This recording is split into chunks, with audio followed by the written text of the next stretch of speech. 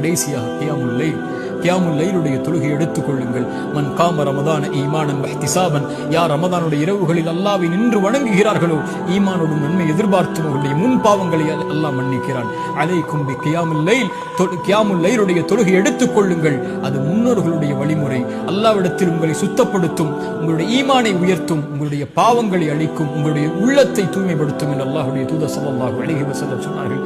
அல்லாஹ்வுடைய தூதர் ஸல்லல்லாஹு அலைஹி வஸல்லம் சொன்னார்கள், அல்லாஹ் ஒவ்வொரு இரவும் இந்த உலகத்திலே முதல் வானத்திற்கு இறங்கி வருகிறான். ரமதானில் மட்டுமல்ல, அல்லாஹ் ஒவ்வொரு இரவும் இறங்கி வருகிறான். இந்த ரமதானிலும் இறங்கி வருகிறான்.